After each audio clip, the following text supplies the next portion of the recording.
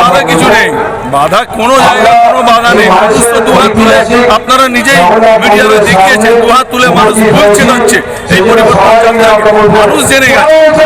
আজকে যা পরিস্থিতি আপনি বলুন, আজকে কি পরিস্থিতি আছে, আমাদের মহিলা সুরক্ষিত আছে? আমাদের অভয়ের সাথে কি হলো বিচার করুন, পুরো মহিলারা সুরক্ষিত বলছেন রাত 8টার পর মহিলা বেরোতে পারবে না। বাংলার কি এই কালচার ছিল? এটাই কি আমাদের সোনার বাংলা ছিল? বাংলায় মহিলা পুরুষ সবাই একসাথে আনবে বিজেপি। যেমনটা শোনা যাচ্ছে কিছু কিছু জায়গায় সামান্য বিশৃঙ্খলা পরিস্থিতির সৃষ্টি হচ্ছে।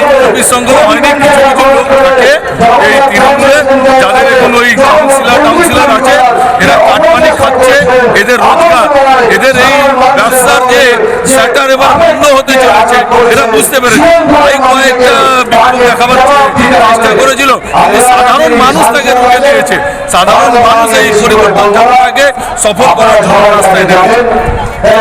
দেখা গেল যে তৃণমূলের সাংসদ কল্যাণ বন্দ্যোপাধ্যায় মুখ্য নির্বাচন কমিশনের আঙুল কেটে দেওয়ার হুমকি দিতে কি বলবেন?